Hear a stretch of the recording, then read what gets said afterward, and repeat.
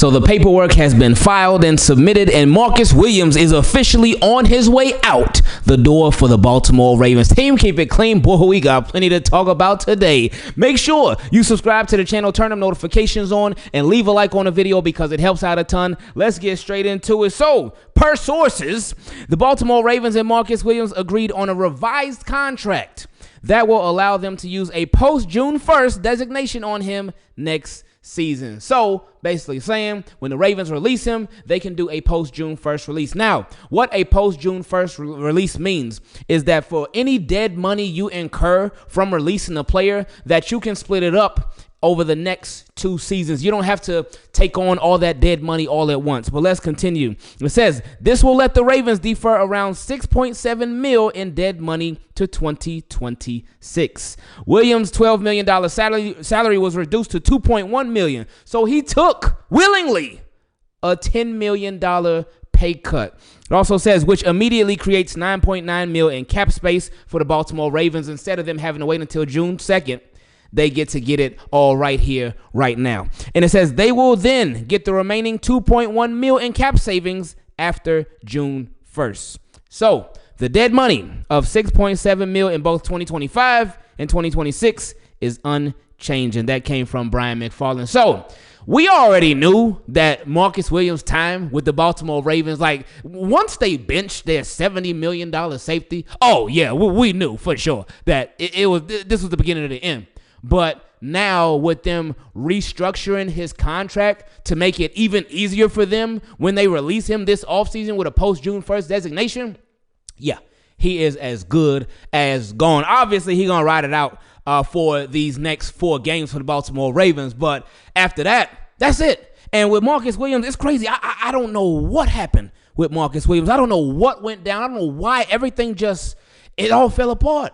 Because, again, the beginning when they first signed him, I still don't have no problem with this signing. It didn't work out, but I love the signing from jump. And when he first came on with the Baltimore Ravens, he first started the season, he was hot. I was like, oh, yeah, let's go, Marcus Williams, come on. Then he got hurt. But then the second season, he started off good, too. But then he got hurt again. But this season, he's been healthy. But, yeah, it ain't worked out. So I just don't know what changed. I don't know what transpired. I don't know what went down. But we do know that whatever goes down with Marcus Williams next season, it won't be happening with the Baltimore Ravens. Now, the other day in his presser, John Harbaugh did say Zay Flowers does not have a season-ending injury and that Zay Flowers is not even week to week, but day to day. So that gives us some excitement. And then Kyle Vanoy, Super Duper Kyle 2.0, he said that he expects Zay Flowers to be out there. I said, okay, Kyle, hold up now, buddy. But yesterday, Zay Flowers, he was not practicing. And in fact, they said that he actually had on a minor brace, and that was according to Kyle Barber, who's been covering the Baltimore Ravens for a while. So, okay, cool. Zay Flowers in the building. He had a brace on. So all hope is not necessarily lost yet for this week. Again, the expectation is that he does not play this week, but there's still a chance. There's still a shot. And, hey, they said Zay Flowers, he showed the picture on Instagram the other day where he cut off his dreads. So maybe with him removing the dreads like Derrick Henry did the other day, it'll give him even more superpowers than he already has, and he can make an epic comeback. Now, somebody who did miss some time, but they were back at practice on a limited basis, was our guy, Justice Hill. And if Ravens could get Justice Hill back for this playoff game against the Steelers, it would actually be the last time he played. It was against the Pittsburgh Steelers, so that's something right there. But that would be a very, very big boost for the Baltimore Ravens because we know Justice Hill, he is just an amazing player for the Ravens. He does so much. And I can't call him an unsung hero because a lot of us have been giving Justice Hill his praises as he has earned them. But Justice Hill is just, even with everything that he does, I feel like he's still underrated, his impact on these Baltimore Ravens. So I'm glad that he is on his way to officially being back. So that's a beautiful thing. Now, where I got a little surprised because I was somebody that wrote him off. I was somebody that said that he's done with the Ravens and the Ravens are certainly done with him, was Deonte Harty. Because when they put him on injury reserve months ago, I'm like, oh, yeah, that's it for Deonte Harty. It just didn't work out. Because him as a return man, that punt return, that kick return, it just didn't work out. It didn't work out. It wasn't a good experiment for them, for him. And I thought they were done. Once he got the injury, they put him on IR. I was like, oh, yeah, that's a wrap for him. They not looking back. They not going back. But they actually are designated him to return to practice. And he practiced yesterday. So Deonte Harty is back. So I wonder, like, what their feelings are with Steven Sims, because Steven Sims, while he is very aggressive, he has not been bad at all, and he's shifty. He got some decent speed too, so I'm not sure what they're doing there. Maybe they just want to have somebody else as a return man. I don't know what they're getting at with this, but we'll find out really, really soon. Now, we over here trying to prepare for our playoff game against the Pittsburgh Steelers in a couple of days, and here come the Bears and the Jaguars trying to be a distraction because both of those teams requested interviews for their head coaching openings with Todd Monken, who is currently the Baltimore Ravens offensive coordinator. Now, something that we've said throughout this entire season, I do believe if Todd Monken wants a job as a head coach, then he will have a job as a head coach. Like, teams got to be looking at what he's done with this Baltimore Ravens offense. How he's opened up this Baltimore Ravens offense. He's continued doing what they do well on the ground through the run game, but he's opened up the passing game a lot more, and he's developed some really, really good weapons for our Baltimore Ravens. Mark Andrews was already established. Lamar Jackson was already established, but they were not using him to his full potential. But now you see this Lamar Jackson. Yeah, and honestly, and I'm not even just saying this because we Baltimore Ravens fans, not just saying this because we got a lot of love for Lamar Jackson, but I still don't even feel like we've seen the absolute best Lamar Jackson that we could possibly see. And I got my reasons for that. We'll share them another day. But Todd Monken has done a phenomenal job with this Baltimore Ravens team, especially to have them at the position that they're at right now.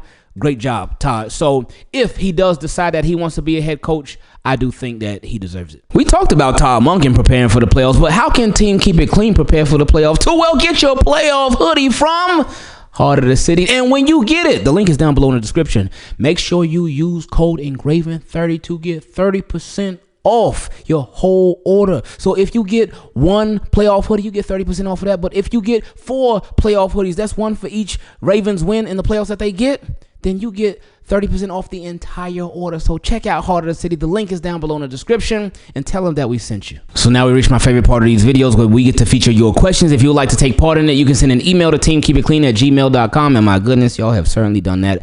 I do not know and do not think that we're going to be able to get caught up with all the questions before Saturday's game, but we are going to certainly try our best. So my apologies. If we get to your question, great. If we don't get to your question, then we'll get to it after the game on Saturday. But please bear with me and please be patient. Thank you for being patient too, because I ain't seen not one person complain like, "Where's my question at? Where you been?" I know some of y'all probably thinking it, but at least you have not voiced it, so I appreciate y'all a lot. Now, if you're a Team Keep It Clean patron, you can send your question directly in a DM on Patreon. If you would like to join them, you can go to patreon.com/engravingvids if you would like to become a Team Keep It Clean patron. Or if you want to send your question in another way, then you can send it to our P.O. Box. The address is down below in the description. Whew!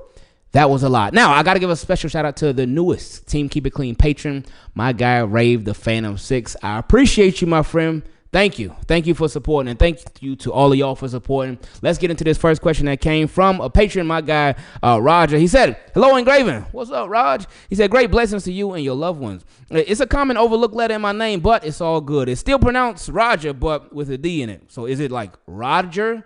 Or Rodger, let me know. Like, I still feel like I need a breakdown even after that breakdown. But anyway, he said, "No question, but rather a statement in agreement with your video the other day. All the rehab and recovery of the Baltimore players and head coach John Truth impresses. Look at Charlie Kohler. He broke his arm and he was back in record-breaking time. Wow, yeah, he has been. And because he just different, man. Charlie Kohler just different, man. But he said, be blessed as well as Team Keep It Clean fam. 1. Hey, appreciate you." This question came from my guy, B-More Mike 51. He said, "Engraving, how are you, GOAT?" Well, I don't know who you're talking to when you're talking about a GOAT, because that certainly ain't me. But I'm good. GOAT, whoever that is, I don't know how they doing. But anyway, he said, "As always, my prayers for you and the family. My question is more of a statement, I guess. They want Josh to win this MVP so bad that I think they are really missing history. Lamar Jackson has 1 interception for every 1,025 yards thrown.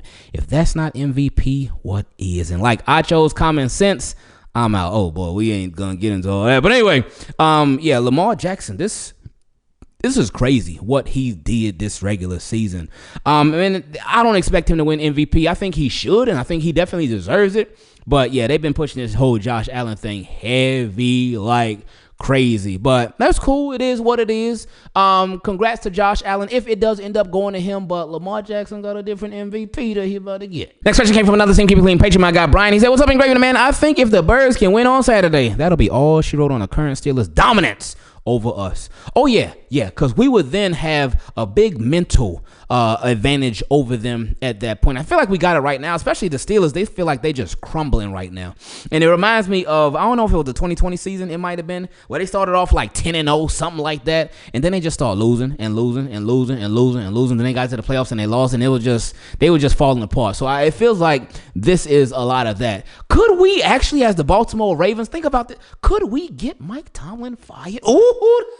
Anyway, he said they had our number the last few years up until the last meeting, but if the Ravens can knock them out of the playoffs, man, that conversation is over. I hope they get it done. Go Flock, baby. Let's get it. Next questions came from my guy TJ. He said, let's go finish the job. Starting with the Steelers Saturday at 8. Let's go finish the job. Beat the Steelers again. Beat the Bills. Beat the Chiefs. Beat whomever it may concern in the Super Bowl. It's time. Our time. God bless the family, the channel, and our Ravens 2024-25 Super Bowl champions. Let's go finish the job, Ravens. And yeah, we all with you on that. We all agree. Let's go finish. He also said, I really hate when these teams try and interview coaches during the playoffs. That needs to be banned because we need our coaches focused and locked in on the mission, not being hired and preparing for someone else's team to be a head coach. After the Super Bowl, though, that's fine. Yeah, I wouldn't be mad at that. But see, the thing with that, obviously, you know, NFL is a business and business keeps rolling no matter what. So what a lot of these coaches like to do is if they got the job, they like to get that job. They like to have it locked up. So after the Super Bowl, it's like, all right, cool. Hey,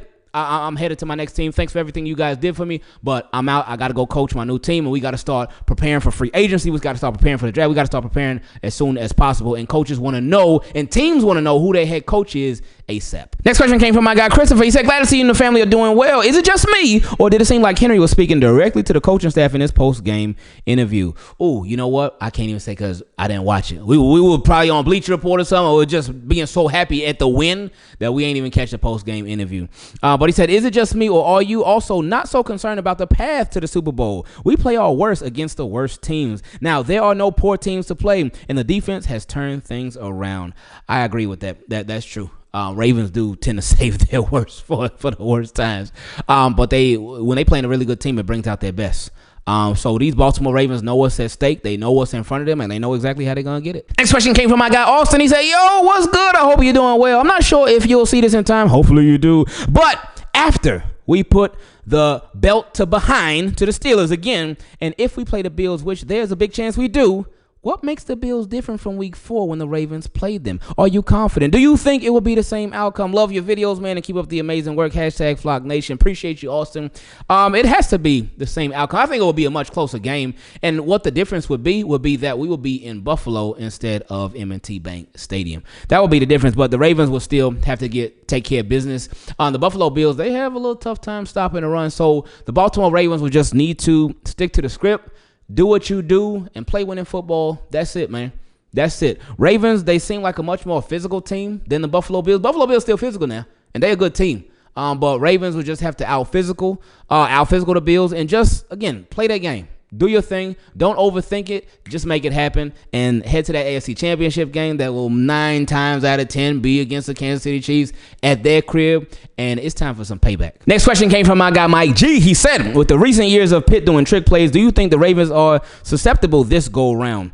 I don't think so. I mean, their defense is a lot better than what they were before, but their defense, I think both times they played Pittsburgh, the defense was better because their first turnaround game was against the Pittsburgh Steelers. And he said, I hope not. Harbaugh has to be on them guys on special teams. Really, special teams, offense, everybody got to be on it because it's playoffs. Because if one part is failing, if one part is weak, then the other parts, they got to pick them up for sure. Because you ain't got no time to fix it next week and come. No. You got to fix it right here, right now, ASAP. So everybody got to be on point. Everybody got to be in this thing together. He said, with Zay Flowers out, this offense is only going to continue to adapt and impose their will. Go Ravens. So next question came from my guy Young Church. He said, last video you asked the question, who would have thought Bateman missing games would be a worry for us? Well, below is a receipt of my prediction on August 23rd, 2024 for Rashad Bateman. I predicted that he would have 9 touchdowns and 1,037 yards. I missed the yards by over 200, but now that that's out the way, what's up, my team? Keep it clean, folks. What's going on, baby? He said, been a fan since PJ, who's my son, was in the NICU. PJ is now 9. Oh,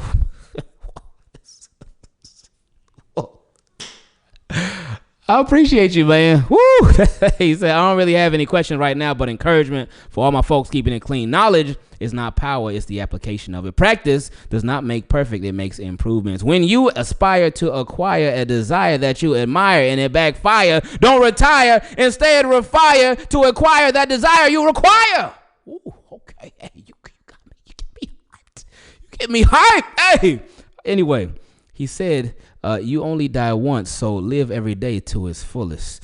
This is my first question or comment, but like the Terminator T-800, I'll be back. Next question came from Maliboy. He said, first, thanks for all you do. No, thank you for all y'all do. He said, hope your family is doing well. I know this is wishful thinking, but if we were to win the Super Bowl, Derrick Henry, after getting the elusive ring, he may retire. We already have two great running backs in Justice Hill and Keaton Mitchell, but they are more of speed backs. Do you think the Ravens could try and trade up in the draft to take Ashton Genty?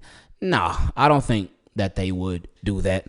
If he dropped and he was dropping to like 32, which I don't expect, then I could see it, but he ain't gonna drop. He said normally backs aren't drafted high, so the Ravens could trade up to like the 15th pick and take him. I know it would be great to keep Derrick Henry, but he isn't getting any younger. And Derrick Henry, after all the hits he's taken over his career, he's not in top shape, so he may retire after getting his rings. What Derrick Henry you watching that's not in top shape?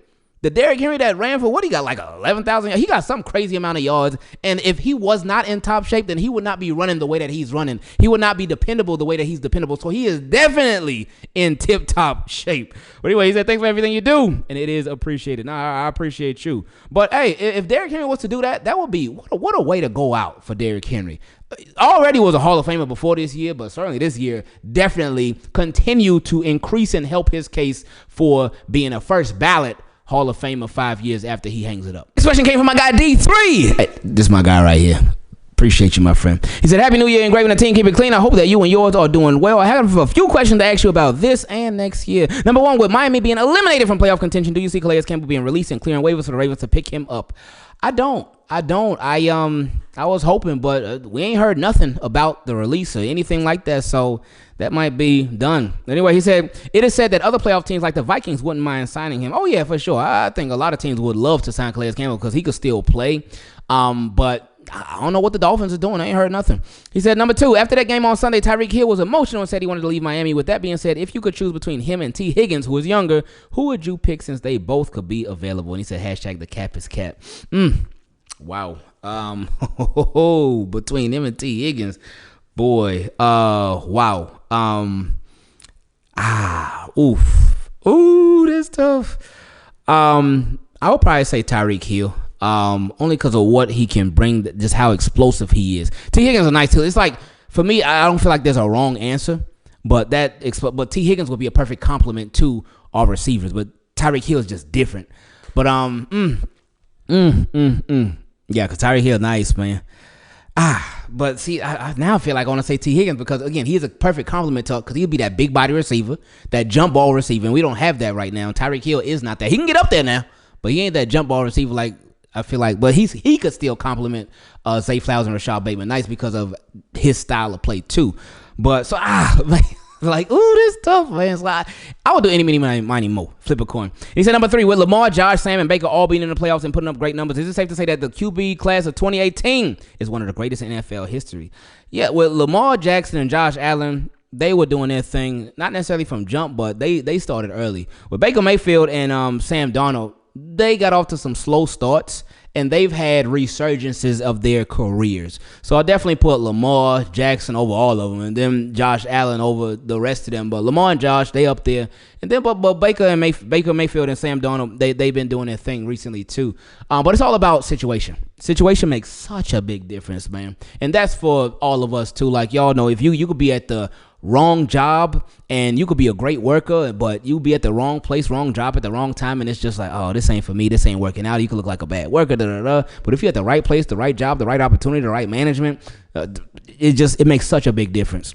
He also said, as always, thank you for your time. Stay blessed and stay safe, and remember, you are appreciated. Hey, so are y'all. Next question came from my guy Michael. He said, make it real quick and simple, hoping you and the family and everybody else is doing well. What if we sign Tyreek Hill? That'd be nice. Now, they did say he made up with the Miami Dolphins and everything got twisted, but I don't know. I ain't buying it. I ain't gonna buy it unless he's playing on the Dolphins week 1. I still think there's a chance that he could end up elsewhere, but we'll see. Now this is special right here. Shout out to Charlotte. She said, "What's up, Bangin' YouTube fam? What's up, Charlotte?" She said, "I just want to give a shout out to Heart of the City. I saw you rock the white playoff hoodie and went to the link to check it out. Well, I'm more of a black hoodie wearer, and there were none. I contacted them on Sunday afternoon to see if they would do it in black, and at some point, but the CEO got back to me almost immediately. After some back and forth, they made the hoodie black, and of course, I ordered it right away. I felt that awesome customer service, and that should be acknowledged." That's what I'm talking about right there. That's what I'm talking about right there. Shout out to Heart of the City for taking care of you. And taking care of a lot of teams keep it clean because they've been coming through as y'all been coming through for them.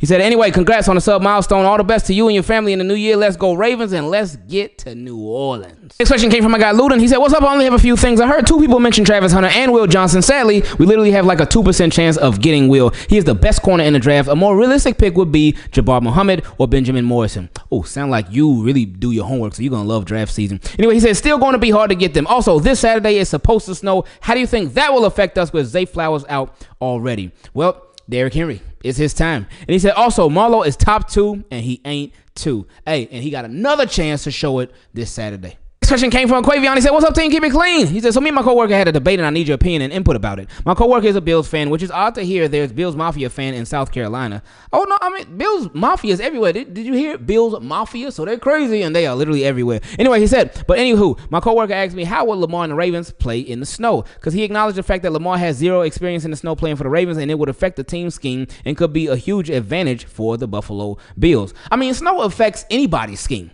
Whether they played in the snow or not, it's going to impact both teams' scheme. It impact the Bills, too. They wouldn't play the same like in a rain game versus a sunny game versus a snow game. Everybody would play different. But anyway, he said, "Me personally, I feel like the snow doesn't stop the show. And if it does, Derrick Henry in the running game could be the answer to win against the Bills."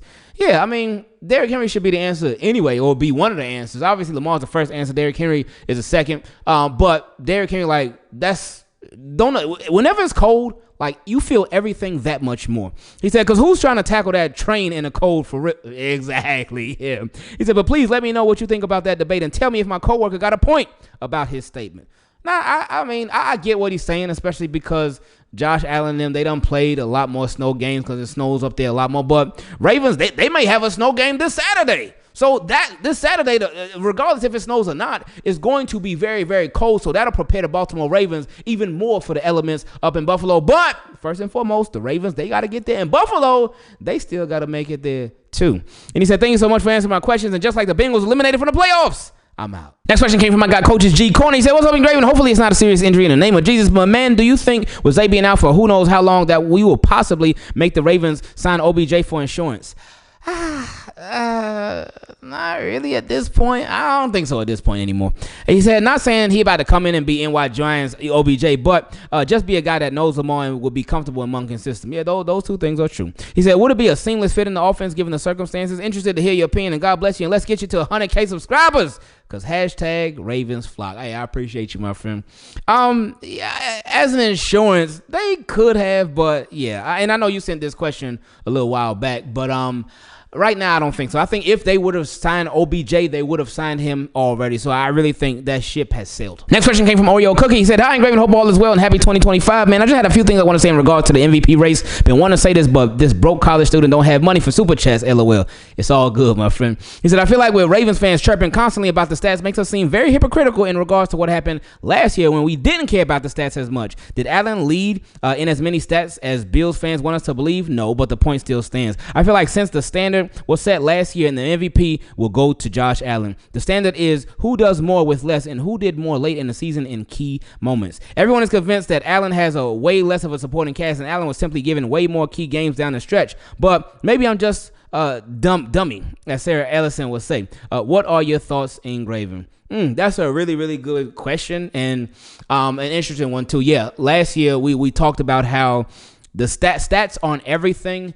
Gotta watch the games. You gotta see the impact of these players. But you can say that about Josh Allen, but then you can say that about Lamar Jackson too. That if you watch what he does, like I saw today, as a matter of fact, Emmanuel Acho. Don't want to talk about everything else going on, but with Emmanuel Acho, he posted something about Josh Allen. He was like, "This is why Josh Allen is the MVP," and he posted a clip where Josh Allen, he snapped the ball. It was a passing play. He snapped the ball, and one of his receivers was like covered really good. Another one of his receivers fell. Another one of his receivers was jammed up. So what did he have to do? He scrambled around a little bit of time for a little bit, and he had to wait till somebody came open. So then somebody came open, and he threw a completion. And he was like, see, this is why Josh Allen is the MVP, because he does stuff like this. And I was thinking, my goodness, if you watch just one Ravens game, you will see Lamar Jackson literally do that every single drive. It always happens where whether guys are locked up, whether somebody might slip, whether somebody might not be coming open, Lamar has to do so much every single drive. So yes, while Lamar Jackson does have the stats, and last year it wasn't about the stats, it was about the wins, it was about impact, it was about all of that stuff. Lamar has both this year. He has the numbers to back it up, but we ain't even just got to go based off of numbers. You can watch the impact. You can watch everything that he brings to this team. And a lot of people will also say, oh man, if you took Josh Allen off of the Buffalo Bills, they wouldn't be good. Oh my goodness, have you seen the Ravens without a Lamar Jackson? Because people, they keep trying to run that too. Oh, the Ravens, they will be fine without Lamar Jackson. No, they wouldn't, and no, they haven't. Not at all. Not at all. And we have the evidence to prove that. Next question came from Mar. He said, what's good, team? Keep it clean. Last time I texted, I had to eat my words like a 5-star meal because Lamar Jackson had a crazy rushing game in my eyes, which reminds me about the hype on Josh Allen. Do you think the hype is going to snatch Lamar's MV3 or give him what's rightfully his? Now, I don't think that they're going to give it to Lamar Jackson. I would love for them to. I think he deserves it, but I think you can already see so much of the propaganda that's been surrounding Josh Allen this season. I think they're going to hand it to him. Next question came from my guy Clyde. He said, how's it going? Praying everyone's doing well. As the Ravens embark on this historic Super Bowl championship run, which we will win this season, do you think the coaches will let Lamar run the offense in crucial situations in the playoffs? What you mean? Oh, like him calling the plays and stuff? I think they already do that a lot because you see Lamar Jackson be making a bunch of audibles, and whenever, I always say it, whenever he makes an audible and you see everybody like move around from what they were doing, he always going for that kill strike, and it always works too. Anyway, he said, because you know how Hobbs gets at times, thank you for keeping us posted on our Ravens, whether good or bad. I respect your content because it's true and always positive. We need more of this in the world. I appreciate you, my friend. But yeah, I think with Lamar Jackson, I think they already have let him run a lot of the offense. Something that he said, something that's very, very important too. He talked about how, and he said it in a presser that was yesterday. He said that he's been getting antsy in a lot of these games, and now he's got more experience, so he knows that he needs to settle in and settle down earlier and faster. So I really think it's gonna be dangerous for Lamar Jackson. I think it's gonna be dangerous in a good way, dangerous for the other team, like against the Pittsburgh Steelers. I really do have all the confidence in the world, and not only Lamar Jackson but these Baltimore Ravens to get the job done and more.